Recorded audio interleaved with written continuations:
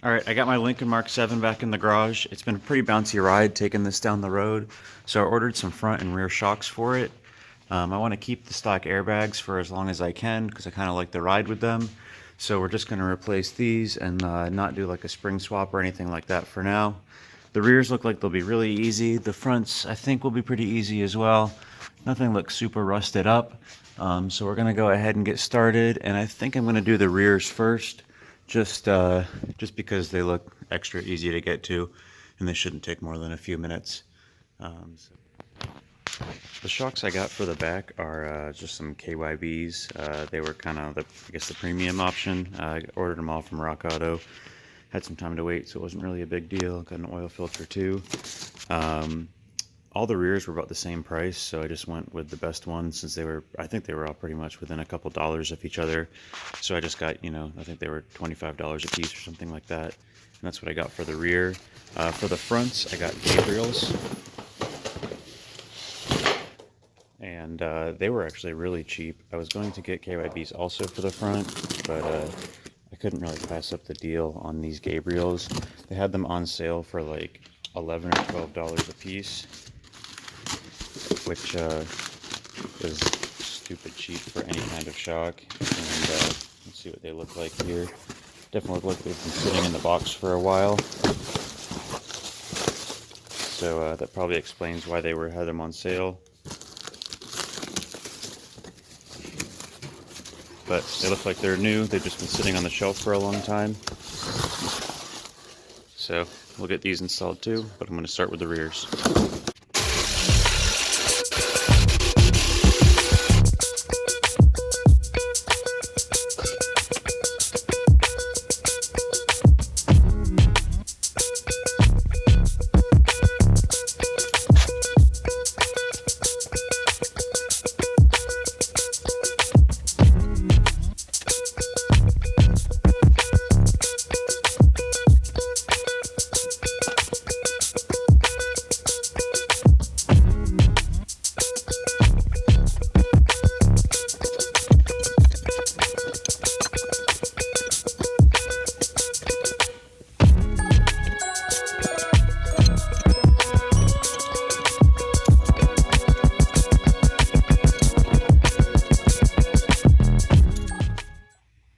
Alright, so I went ahead and got in the trunk here and unbolted the top pins of both of the rear shocks.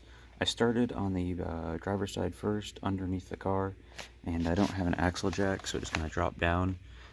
So I went ahead and just figured I'd do the other side in the car first so that the axle wouldn't drop a few inches on me when it was up in the air, and it'll just slide out fairly smooth this time. So we'll pick the car back up and get the bolt on the passenger bottom.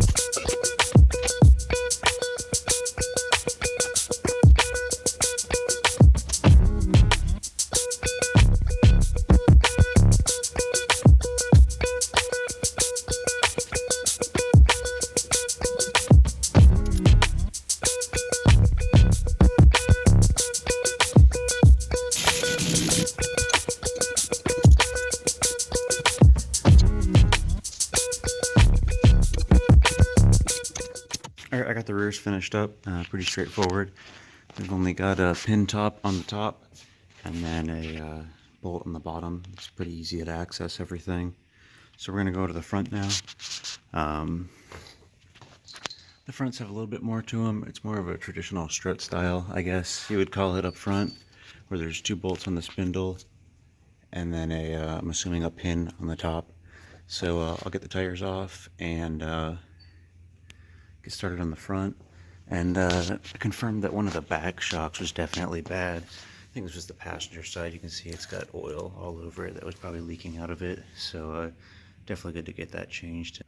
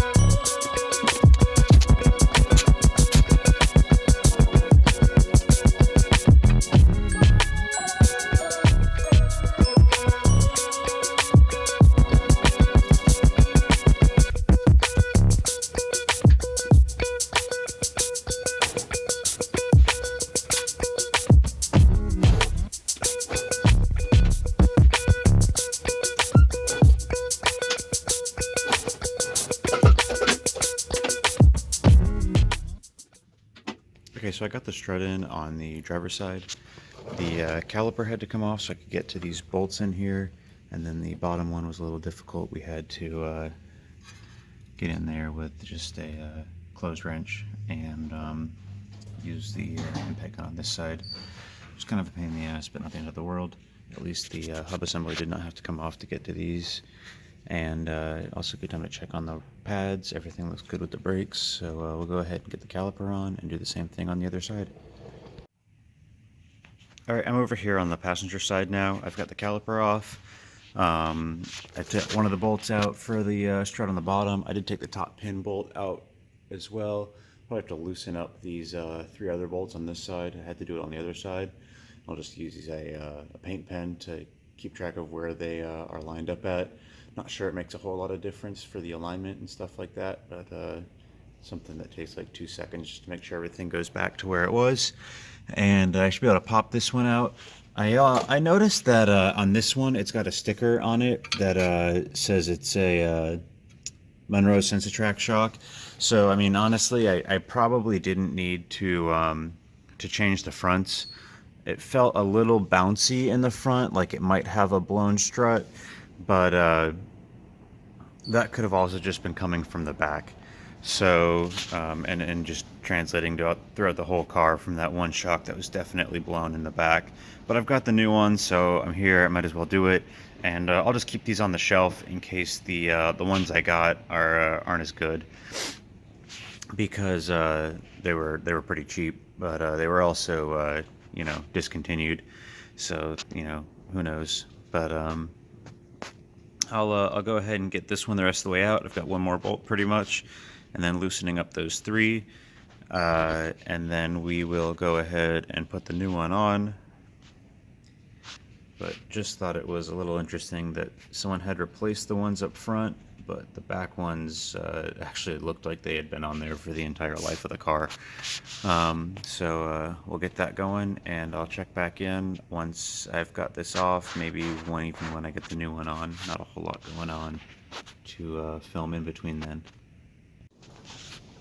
Okay, everything's tightened back down on the front struts. They should be all good to go. I ended up not having to mark on this side where it was because somebody else had put a rivet in, I guess whoever aligned it last, to keep it in place, which worked out nicely. But the new ones are in, and we'll see if they make a difference or not. Not 100% sure if a whole lot will change since the ones that came out looked fairly new, but you never know.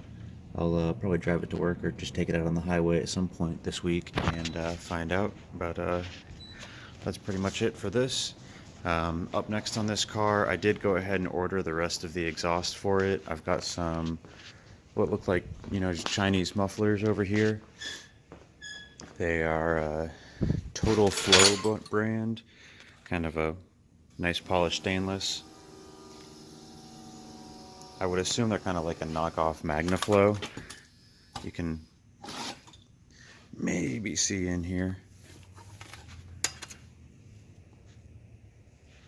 Not too well, but